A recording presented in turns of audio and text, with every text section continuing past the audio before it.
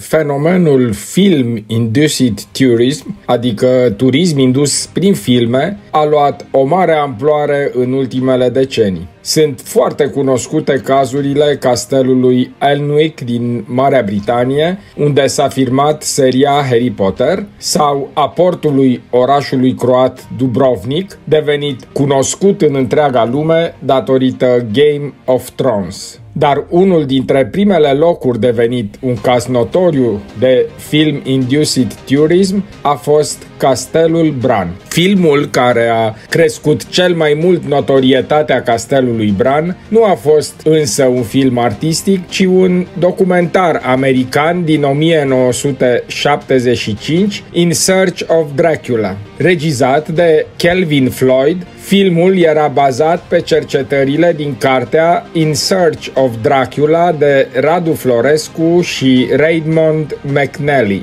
În câteva secvențe ale producției, filmate în mai multe locații din Transilvania, apare un celebru actor al timpului, Christopher Lee. Actorul este cunoscut de actuala generație din rolul Saruman din filmul The Lord of the Rings. În anii 70, figura lui era asociată de cinefilii occidentali cu cea a contelui Dracula. Christopher Lee joacă în secțiune ale documentarului In Search of Dracula, reconstituite în stil cinematografic, îmbrăcat în vestimentația cunoscută a lui Vlad Țepeș din picturile și gravurile secolului al XV-lea. În respectivele scene, actorul coboară în cripta castelului, urcă scările de la intrare, se plimbă prin castel și stă la o masă într-o încăpere. În documentar, Lee afirmă explicit despre poenari,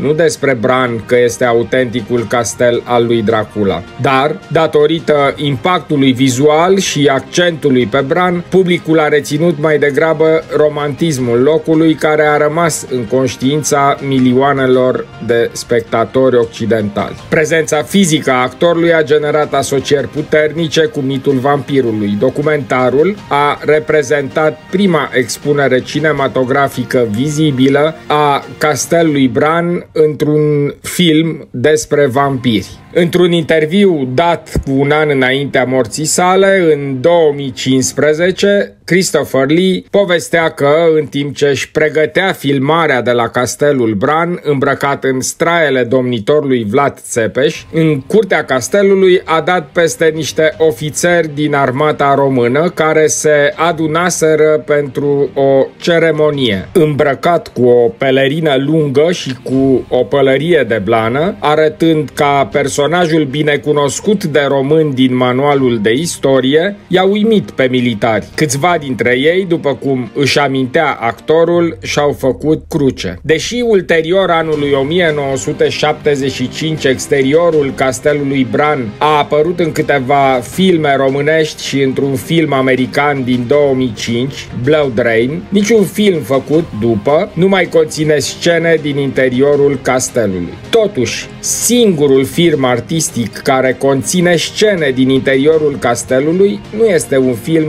cu vampiri, ci unul cu prințese și prinți. Filmul mut Rond de Nuit, Rondul de noapte, regizat de Marcel Silver, a fost filmat în vara anului 1925 în mai multe locații din România, cu accent pe scenele majore desfășurate la Castelul Bran și în orașul Brașov. Povestea filmului este una de mister, dragoste și intrigi, plasată într-un castel din Europa Centrală cu teme gotice și decoruri dramatice. Una dintre scenele importante ale filmului a necesitat prezența a mai multor figuranți călare, de fapt un pluton de cavalerie pus la dispoziție de autoritățile militare din Brașov. Un alai de vânătoare trece cu torțe prin centrul orașului, fiind filmați de pe o platformă ridicată în jurul Casei Sfatului. Pentru aceeași producție a fost filmată și procesiunea junilor din Duminica Floriilor, ieșirea din Biserica Sfântul Nicolae din Prunj și urcarea pe coastă. Distribuția includea actori francezi renumiți la acea vreme, precum Suzanne Bianchetti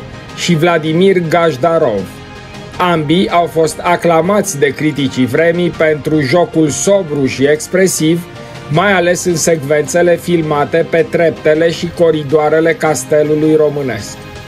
În rolul principal al prințesei Ștefania a jucat Raquel Meller, una dintre marile vedete feminine ale filmului mut de origine spaniolă. Cântăreața, a cărei înregistrări au doborât recorduri de box office, Meller avusese în 1924 un succes enorm pe marele ecran, jucând rolul principal în filmul Violet Imperial. În anii următori filmărilor de la Bran, popularitatea actriței a atins apogeul. Multe articole de la păpuși la parfumuri au purtat numele actriței, toate acestea făcând-o una dintre cele mai bogate femei din lume. Charlie Chaplin, un mare fan al lui Meller, i-a oferit rolul Iosefinei într-un film pe care îl plănuia, bazat pe viața lui Napoleon Bonaparte. Raquel nu a găsit timp pentru proiect. Câțiva ani mai târziu, în 1931, Chaplin i-a oferit rolul fetei oarbe din Luminile orașului și a fost din nou refuzat. Chaplin a înlocuit-o cu o altă actriță, dar a păstrat în coloana sonoră a filmului una dintre melodiile de mare succes cântate de Meller, La Violetera. Filmele mute au rămas uitate în istorie, nemai fiind difuzate de televiziuni sau pe platforme de streaming. Din păcate, Rondul de noapte, filmul a cărui acțiune se petrece în Castelul Bran, nu s-a păstrat în arhivele românești. A rămas totuși un reportaj publicat în revista Cinema din 1 mai 1925, care povestește în detaliu filmările de la Brașov, oferind numeroase fotografii din timpul acestora.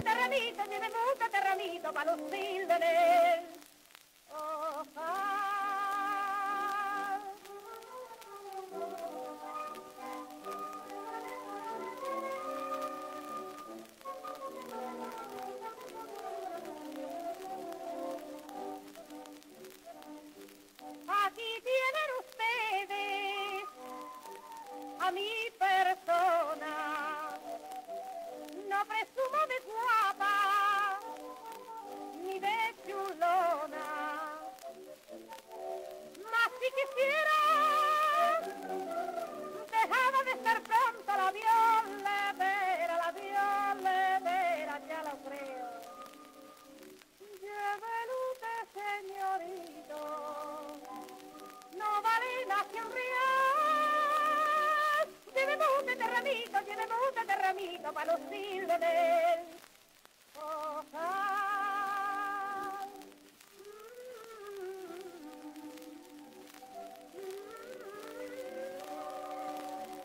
Llevemos usted de ramito para lucirle de él.